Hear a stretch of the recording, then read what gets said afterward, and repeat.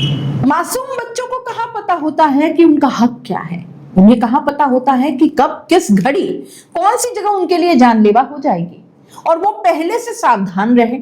उन्हें कोई मतलब नहीं होता इन सब बातों से, इसलिए वो निश्चिंत होकर रहते हैं कहीं भी। उन्हें पता है कि बाकी सब तो है ना उनका ख्याल रखने के लिए, घर में माता पिता, पूरा परिवार, और स्कूल में मैडम या जो भी आसपास वहां मौजूद हैं, उनको भैया कोई फिक्र नहीं होती। लेकिन अगर उन बच्चों को बड़े जो जिम्मेदार हैं वो भी अगर अपने हाल पे छोड़ दें, तो उन्हें रोज मौत के मुंह में जाते देखकर भी लापरवाह हो जाए तो।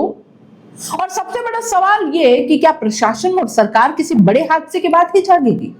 इस लापरवाही का खामियाजा ये मासूम बच्चे क्यों भरे? ये सारे सवाल क्यों उठ रहे हैं, चलिए आपको बताते हैं। सलूम्बर का डाल गांव, अभी ठीक से बारिश आई भी नहीं है दोस्तों, शुरू भी नहीं हुई है। बारिश की एक रात ने ही डाल गांव के आंगनवाड़ी केंद्र की सच्चाई को खोल कर रख दिया है, उजागर कर दिया है। जहां मासूम बच्चों की किलकारियां गूंजनी चाहिए थी, वहां अब मलबे का ढेर पड़ा है और सन्नाटा पसरा है। यहाँ के आंगनवाड़ी केंद्र की छत से सीमेंट का हिस्सा टूट कर गिर गया। ये तो गनीमत रही कि हादसे के वक्त वहां कोई बच्चा मौजूद नहीं था, वरना एक खबर किसी मासूम की मौत की खबर भी बन सकती थी।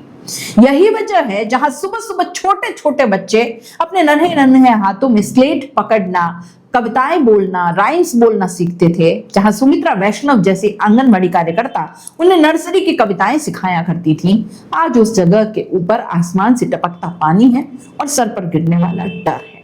सुमित्रा की आंखों में चिंता और मजबूरी साफ झलकती है। वो कहती हैं, हर साल बारिश में यही होता है, छत से पानी टपकता है, प्लास्टर गिरता है, बच्चों को नहीं बुला सकते, डर लगता है।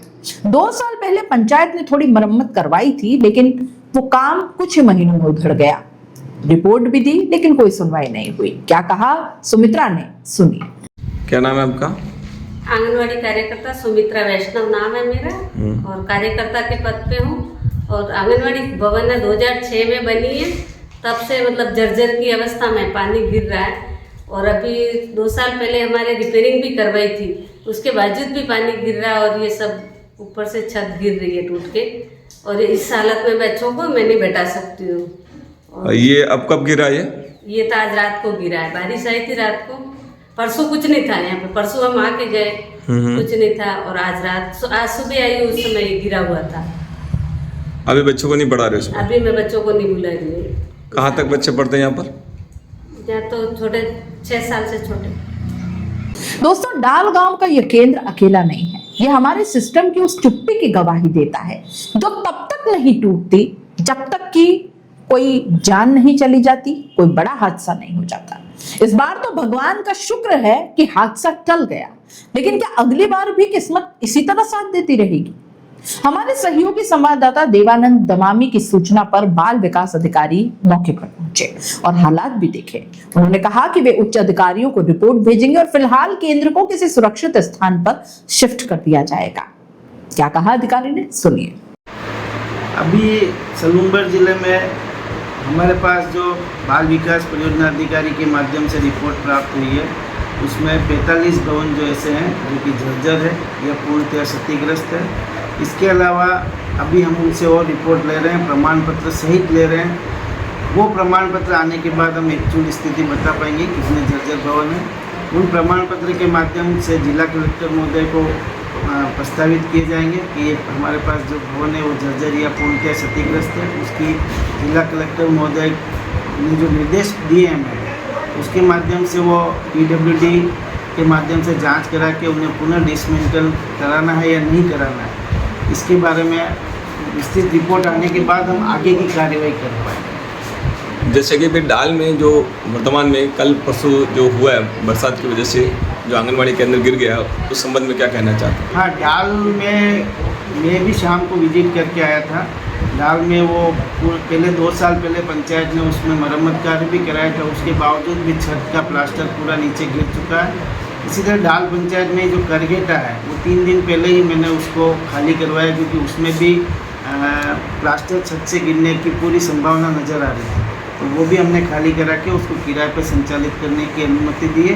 इसी तरह डाल ए में भी हम उसको निकटतम विद्यालय में जगह नहीं है ऐसी जानकारी में आया, तो हम उसको किराए में संचालित करवाने की अनुमति जारी कर रहे हैं। तब तक विद्यालय जहाँ पर भी जहाँ किराया लेते हैं वहाँ चलेगा। हाँ। उसके बाद में जो कार्य आपका जो इसको बनाने का है वो कब तक हो जाएगा? बनाने के लिए तो उसको पहले डिसमेंटल का प्रस्ताव हमारे पास आएगा, फिर सरकार के भेजा जाएगा कि भवन को डिसमेंटल घोषित किया जा चुका है। इसके लिए बजट जारी करेगा। बजट जारी करना निदेशालय के माध्यम से बजट जारी होगा, तो जब बजट जारी होगा उसके तहत ही हम निर्माण कार्य करवा पाएंगे। तो उसकी अभी अंदाजन नहीं बता सकते कितना समय लगेगा। तो देखा दोस्तों आपने। अब आप बताइए कि ऐसे झरझर आंगनवाड़ी केंद्र पर मासूम से नन्हे बच्चों को आखिर किसके भरोसे भेजा जाए, और आखिर इन सारी चीजों की सुध सरकार और प्रशासन समय समय पर क्यों नहीं लेती?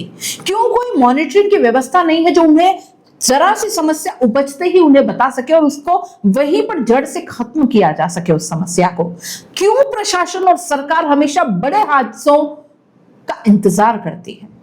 ऐसी परिस्थितियां जो ऐसे हादसों को न्योता देती हैं, उन्हें समय से निस्तारण क्यों नहीं कर दिया जाता है? ये सवाल मेरा सलूम्बर प्रशासन और वहां की सरकार से है। आप इस पूरे मामले को कैसे देखते हैं? अपनी राय कमेंट बॉक्स में लिख दीजिएगा। जाते जाते चैनल को लाइक, शेयर और सब्सक्राइब जरूर कर दीजिएगा। नमस्कार।